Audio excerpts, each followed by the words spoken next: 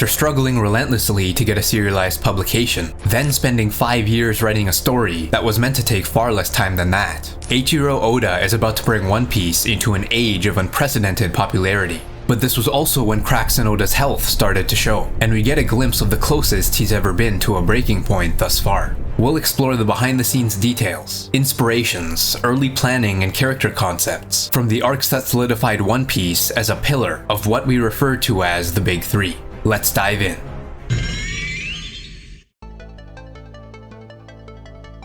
Oda shifts his storytelling into second gear with the Water 7 saga. It's such a widely applauded high point that if you don't enjoy One Piece by now, you likely never will. But behind the scenes, things become less stable. 3 different editors would touch this saga, whereas only 2 touched One Piece before that point. It felt like my editors were constantly changing. I think it was part of Jump's editorial policy, but for me, I'd spend the first year constantly being frustrated saying, "Not like this." Then, just when we started getting in sync, the editor would change and I'd be back to square one. Regardless, things worked out, and what better way to start this high point than with Foxy? For decades, One Piece fans have theorized that the Davy Back fight arc could have greater significance to the larger narrative. Today I can safely say that they'll continue to do just that. The game itself is an original One Piece concept, but the name comes from folklore surrounding Davy Jones, whose tale is canon to the world of One Piece. It's a legend that's been famous among sailors for a long time. There was once a lying, no-good pirate named Davy Jones. He was famous for shutting his crewmates' treasure into his own locker. One day the devil cursed him to live forever on the ocean floor. Whenever ships, sailors, or treasure sink into the sea, they end up shut in his locker and never seen again.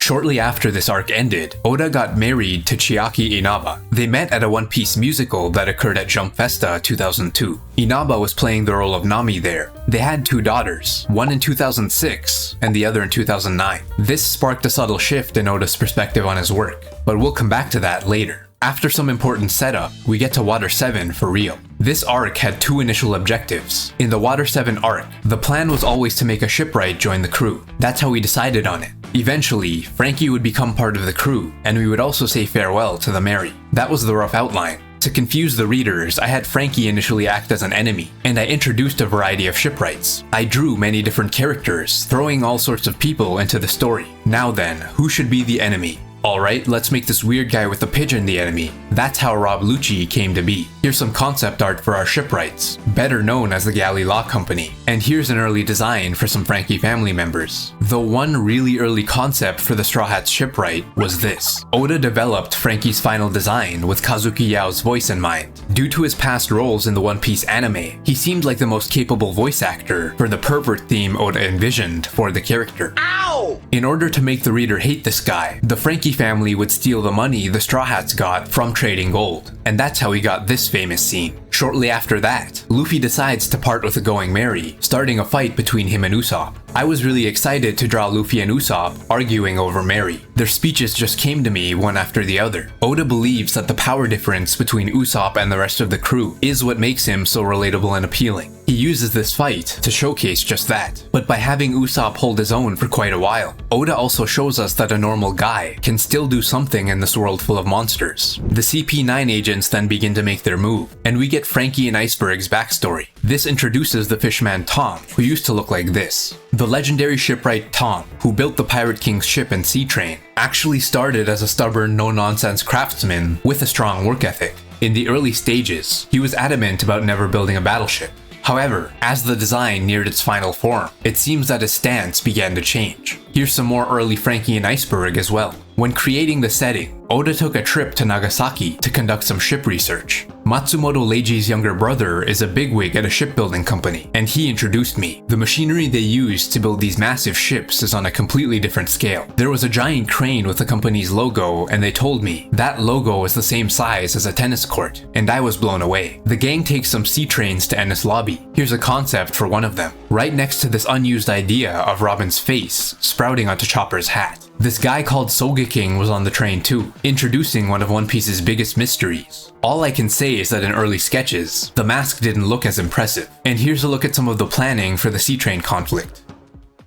Once Luffy arrives at Enies Lobby, he starts fighting Blueno, and Gear 2nd is revealed to the world. Gear 2 may have taken some inspiration from Dragon Ball, but this isn't officially confirmed. It kind of resembles Kaioken in concept, but the idea of pushing the body to its limits in some way to enhance power and speed has become a staple in shonen. The jet prefix in Luffy's Gear 2 techniques has a weird origin. The naming convention was inspired by the song Jet by the band Dreams Come True. It happened to release just as Oda was developing the idea, and he thought the name was a good fit. Here's the cast of Ohara archaeologists developed for Robin's backstory. This is followed by another iconic scene. The Straw Hats are lined up. Luffy gives Sogeking the order to shoot the flag, and the crew officially makes an enemy of the world government. Early sketches of the island always featured this icon. It makes me think the flag burning scene might have been an idea Oda envisioned early in the arc's planning process, as he often does. Before I create the story of an arc, I think of the impressive panels I want to draw. I weave the story towards those scenes, so I'm confident that the highlights will be awesome, no matter what my fans might complain about in the middle of an arc. The Devil Child, whose very existence is considered a crime, finally declares her desire to live. Cue the Straw Hats vs CP9 fights. Looking at these concepts, we see Lucci and Kaku are mostly finalized, though it's interesting that normal Kaku didn't have a long nose, while his giraffe form did. Jabra had a different name, and was originally going to be Zoro's opponent, which is why he has this thin sword. Sanji was supposed to fight Kaku instead.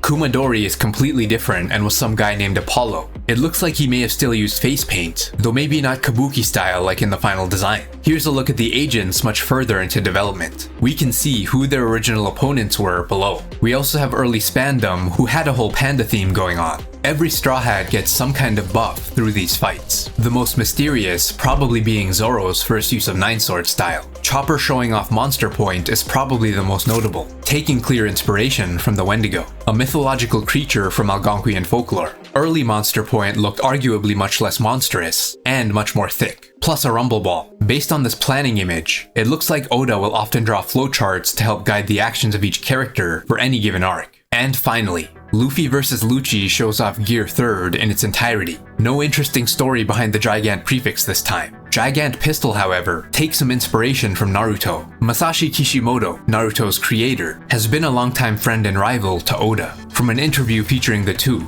I did get in touch with Kishimoto before giving Luffy his giant pistol technique. You know, the one where his fists get huge. Because there was a scene in part 2 of Naruto where Choji's hands get really big. It was a surprising thing to see. So when I introduced the giant pistol move, I let him know, like, hey, I'm kind of copying your style here. Sorry. This isn't the last we'll see of Kishimoto. He and Naruto continue to inspire Oda, motivating him to make One Piece even better and more exciting. The opposite is also true. One Piece served as a key source of motivation throughout Kishimoto's career. With the Buster Call in full force, the Straw Hats make their escape on the Going Merry, leading to the tragic end of the arc. At Jump Festa 2014, Oda supposedly mentioned that he didn't intend to leave the ship behind originally, but he decided it was necessary since enemy ships were getting stronger. Once he committed to it, he teased the idea at a different Jump Festa. Ah, that was the year I did something fun. I said on stage, one of the crew members will leave. I was surprised at the reaction myself. Everywhere I went, people asked me about it. My editor even got calls from famous actors, saying they heard it being discussed on the radio. The thing is, I was actually planning to draw the Going Merry story the following year, in 2003.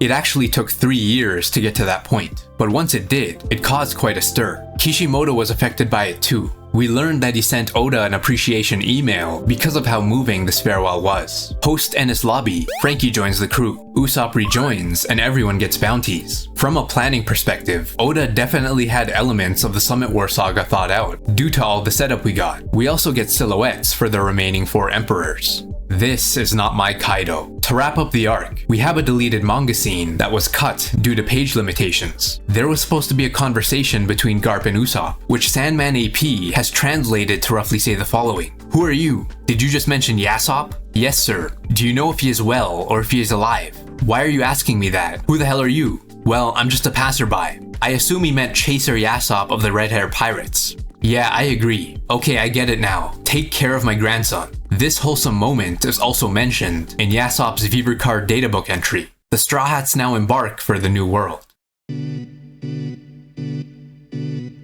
As the Straw Hats enter the Florian Triangle, Brook casually approaches. Oda was playing with the idea of a skeleton crew member long before most of the Straw Hat designs were finalized. Brook was once considered to debut as a member of Buggy's crew, from a dashing skeleton to a gentleman with an afro. His design went through various iterations before becoming the character we know today. Additionally, the idea of a signature skull joke related to his skeletal nature was something Oda had been developing before the series began. The skull joke thing originates from an old inside joke between Oda and Hiroyuki Takei. They worked together as assistants under Nobuhiro Watsuki in their early days. Here's a concept for Brook with the skin on as well. The Soul King story planning started during the Reverse Mountain arc. When I first introduced Laboon, I already had the idea that a skeletal musician would eventually appear, but I hadn't designed the character yet, nor decided when they'd show up. Ideally, I wanted to bring them in much sooner, but it kept getting pushed back and delayed until, well, just recently. I tend to think of the overarching story in disconnected fragments, so deciding the order in which to introduce things, or how much time to spend on certain parts, those decisions are pretty flexible. For example, when a draft for the series gets rejected and I need to come up with another idea, I'll often think,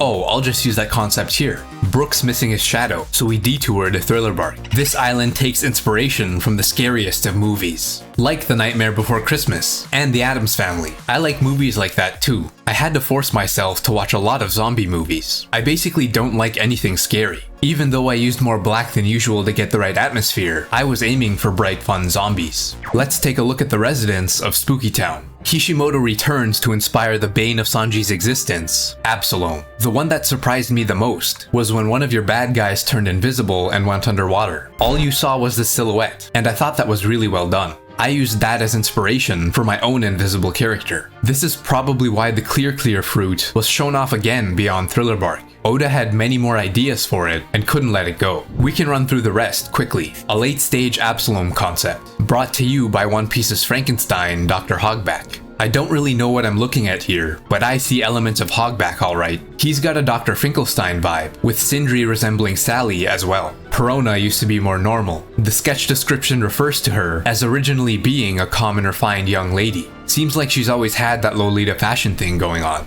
An array of various spooky characters. Oars originally had an afro. There's also this sketch, but it seems some elements of Moria were taken from it. And finally, Ryuma, along with some Shusui sketches, though I guess his earliest concept is technically this. The zombie that appears in chapter 450 is indeed Ryuma, the main character in Monsters. In the world of One Piece, he has already died from an illness, and is revered as a legendary swordsman. I could have just ignored this matter, but I was really happy to see how many people noticed it. Discussions about adapting this one-shot into an anime actually started over a decade ago. Oda declined it at the time, but the idea was brought back after a certain arc concluded in 2023. Oda now felt it was appropriate to proceed, which is how we got 103 Mercies, Dragon Damnation. This anime makes the Ryuma connection more clear thanks to this small ending scene. I just gave my go-ahead, but I didn't really explain the connection to One Piece with them. But then on the storyboard that they sent me, Zoro appeared at the end, and I thought, yeah, that's perfect. In order to make the fight against Oars more exciting, Oda comes up with Nightmare Luffy. He looked pretty different in early designs. One of them is described as polite and serious, while the other looks like it draws from Freddy Krueger, matching its Nightmare moniker. It was predetermined from the start that he would absorb the shadow of a swordsman, granting him the ability to use swordsmanship.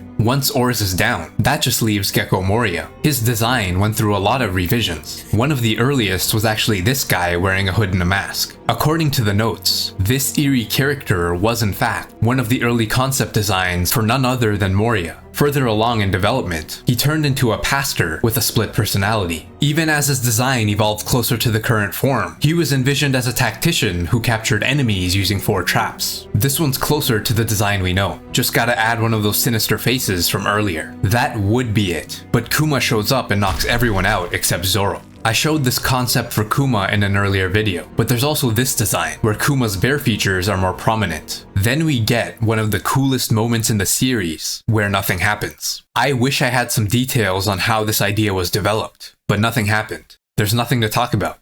During the party, Oda dropped the full set of lyrics to Binks' Sake. Very unorthodox for a manga. That's gotta mean something, right? Oda got Japanese composer Kohei Tanaka to write the music for this well before it debuted in the anime. It was fully written by the time Brook actually appeared in the manga. I told Tanaka the Thriller Bark arc will start in about a year, but it ended up coming 4 or 5 years later. Well, it took me about an hour, but my lyrics made it in time for chapter 488. It sounds a bit scary at first, but when the melody changes, it sounds pretty neat. I must say, Kohei Tanaka did wonders with my request. Oda loves what music is capable of bringing to a story, and he seems to be somewhat envious of that when it comes to manga versus anime. Music echoes with so many people. There are a lot of individuals in the business of creation that listen to music. In fact, I'm one of them. For example, with One Piece, one of the things I'll do is make a playlist that fits the arc, and listen to that music continually as I draw the arc. There are all kinds of ways I'm influenced by music. Brook then asks to join the crew, securing our 9th Straw Hat. I don't know exactly when this happened, but Oda encountered a major health issue somewhere around this arc. Since I draw Brook, I thought I knew a thing or two about bones, but one day, I felt something off with my head. I went to a chiropractor and pointed to the back, saying, "There's not supposed to be a bone here, right?" Turns out my skull was misaligned. They fixed it quickly, but it was from spending so much time looking down while working. If I hadn't gone, I'd probably have a herniated disc by now. I think this had to be around One Piece's 10th anniversary though, due to this comment. From now on, I plan to draw at my own pace, without pushing myself too hard. It's true that my perspective has changed over these 10 years. Before, I thought it was all about pushing myself to create the most interesting manga, but the greatest betrayal to my fans would be ruining my own health, and not being able to draw anymore. When I went to the chiropractor, I found out I was on the verge of a hernia, so I've made preparations to take care of myself. That's why I'll prioritize my health, while keeping my body in mind. I feel like he follows his own rest advice, about as well as a shonen protagonist would. Anyways, Ace's Viver card is now burning. One Piece exploded in popularity during the Summit War saga. This would mark the start of its reign as best-selling manga by volume for 11 consecutive years. But this was also an incredibly demanding time period for Oda. As he took on more side projects, the mounting pressure brought him the closest he's been to a breaking point thus far. We start at Saboady Archipelago. Rayleigh returns for the first time since chapter 19, and we're introduced to the 11 supernovas. For 5 of the new ones, here's some early concept art. We've also got drawings of their ships, too. I've shown this sketch of Teach before, but here's some more at different stages of development. This one is very interesting due to the eye patch. Oda once said this: "A pirate with an eye patch will appear in the final phase of One Piece. I'm itching to draw that character as soon as possible." Maybe people have a preconception that many pirates wear eye patches, but actually, I've never drawn one. This group was a last-minute idea Oda came up with, a maneuver that probably added years to the series' runtime. It's not too much to say that all supernovas have more highlight scenes than I imagined. I created them right before the chapter where they got introduced. None of them existed in my plot notebooks before that chapter. I was in a desperate situation worrying. At this rate, Saboody arc will not be interesting enough. Then, inspiration for 9 supernovas came to my mind unconsciously. I should have reduced the number since there were too many. I'm really surprised they survived till now, since I thought about half of them would drop out of the tough new world already. I imagined Kid would become an important character, but never Law. Weekly serialization as a wonderland. Partway through this arc, One Piece gets editor number 6, Akira Jean-Baptiste Hattori. This would change the editor-mangaka relationship slightly more than usual, mainly due to 2 things. First, Hattori is younger than Oda. This was the case with one old editor, but it's about to become much more common. Second, this was the first time in a while that an editor stayed with Oda longer term. 2.5 years on the manga side. Luffy punches a noble, Kizaru takes a stroll, and Kuma splits up the Straw Hats. Oda already planned to have the warlord do this, before he was even introduced into the story. I never imagined I'd have this much to say in the Amazon Lily section, but here we are. Boa Hancock debuts, but the first time we saw her was actually on a 1999 issue of Jump. People on the internet noticed this, but I completely forgot about it. During that time, the crew had just entered the Grand Line. The editors told me to draw the back view of the enemies that will come. I drew about 4, and I remember that Hancock was one of them. She looked older and more intimidating in early designs. Drawing the most beautiful person is a difficult task. It really bothers me to make designs of beautiful women, since the amount of female faces I like are limited. I can draw various female faces such as Amazon Lily women, But things are different when it comes to beautiful women. I hyped up my audience that Hancock is incredibly beautiful, although I didn't specify her detailed designs before she appeared. I managed to find a solution. I was relieved to see Hancock became a popular character. Why so much focus on the face and nothing else? Probably because Oda has a preferred body type to go with. Just think of the female figure as 3 circles and 1 X.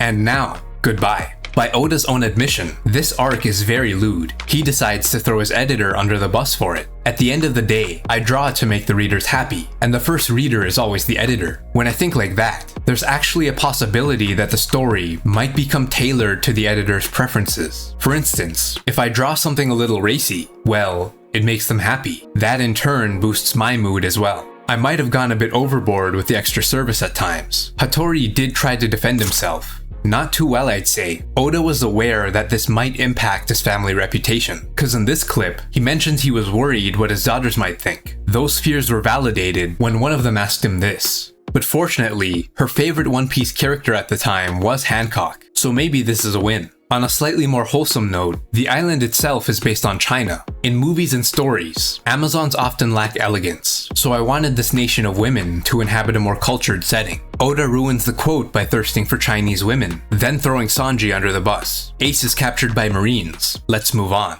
Luffy infiltrates Impel Down with the goal of retrieving Ace from level 6. This underwater prison seems to take a lot of inspiration from the works of Dante Alighieri, closely matching his description of hell. The lower you go, the harsher the punishments. Level 3 matches up perfectly, while level 4 is similar to the 7th circle. Magellan's here to further drive the point home. The guards of Impel Down were initially designed, not as officials, but with the image of gatekeepers of hell. Eventually, their devilish costumes were refined into uniforms more fitting for prison staff. Level 5 matches up with the 9th circle, which is where Luffy is dumped before he ends up in Newcama Land. Ivankov's design is partially inspired by Dr. Frankenfurter from an old movie. The Rocky Horror Picture Show is a film that all B-movie horror lovers know about. It's a very stupid film, but I love it to death. Kama Land is pretty much based on it. There's actually one more model for Ivankov. Despite having already brought out Bon Clay, that person made me want to create a real cross-dressing character. When I saw his theater performance, I was stunned. His name is Norio Imamura. Because Imamura's face looked like a rock, Oda mistakenly remembered his name to be Iwamura. From there, he called him Iwasan, which is how we eventually got Iwasan in the manga. Here's the early design. Also, Inazuma was going to have a Crab Zone Devil Fruit. At level 6, there's no Ace, but there is Jinbei and Luffy's mom. Blackbeard invades, jailbreak ensues. Beyond the careful planning the Summit War Saga demanded, Oda had to deal with another challenge. The One Piece film, Strong World. This was the first time Oda took on a huge production role for a movie. He was in charge of story and character design. Normally, I wouldn't want to work on anything other than the comic. I can't make something I'm satisfied with unless I'm concentrating on one thing at a time. So when they first came to me asking, "We'd like you to write just a bit of the plot for the 10th movie," I completely refused. But since I was asked by someone who has taken good care of me in the past, I wound up accepting. Oda knew that the One Piece films had been struggling. He was concerned there might be a negative ripple effect on the anime and eventually the manga. This is why he gradually took on a larger part in the film's production. Based on this comment, things seemed to already be hectic before he gained the role. This movie was supposed to commemorate One Piece's 10th anniversary, but it was ultimately released in December 2009 after several delays. It was a rush job to finish the plot, which at first I called the Crystal Ship's log. Then, when I finally thought it was settled, there was something that didn't sit well with me about it. When the story was finished and the staff gathered to discuss what to cut, Oda told them this: "I don't think I can do this.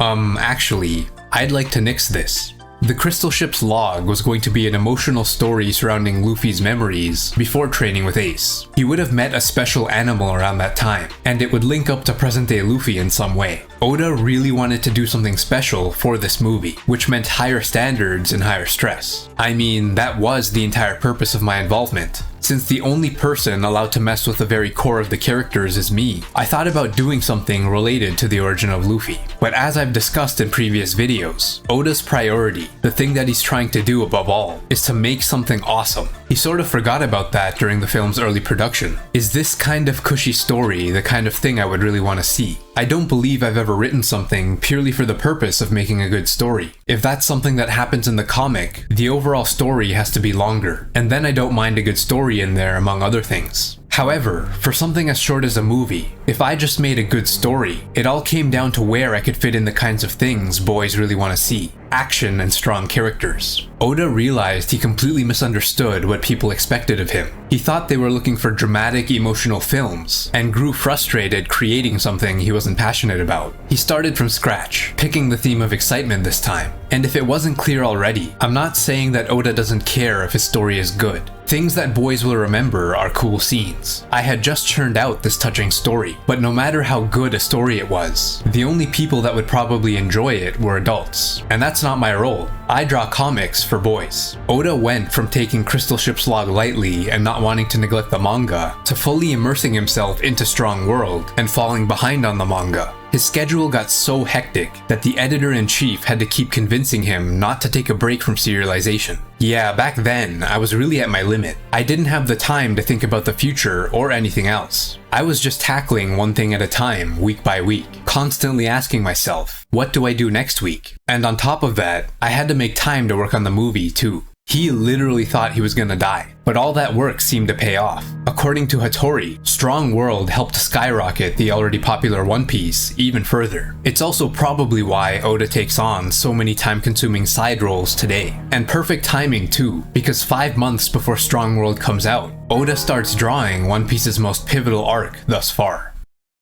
The Battle of Marineford with flashbacks was only 30 chapters long, which feels unlike Oda, especially given the players involved here. That's because he had to show restraint. If I drew everything in my head in the Marineford arc, each chapter would be at least 50 pages. On one side, we have about 100,000 Marines, many of which are old returning faces. Among them are the 3 admirals, all in one place for the first time. Their code names come from the old Japanese folktale Momotaro. That story follows a boy who journeys to Onigashima to fight demons. He befriends a talking pheasant, monkey, and dog who join his quest. Here's some early concept art. Each of them are modeled after a different Japanese actor. Aokiji is based on Yusaku Matsuda. Even their birthdays match up. Kizaru is Kunie Tanaka. Early sketches featured him smiling frequently, but his expressions gradually evolved into the distinctive look seen in the series. Akainu is Bunta Sugawara. He originally wore glasses, and Sugawara's signature hairstyle ultimately ended up hidden under his hat. On the opposing side, we have the Whitebeard Pirates, a massive fleet of 16 divisions and 43 subordinate crews. Here are the concept sketches for the leaders. The battle begins, Luffy's party eventually enters, and Oda unleashes his revitalized sentiment of awesomeness thanks to Strong World.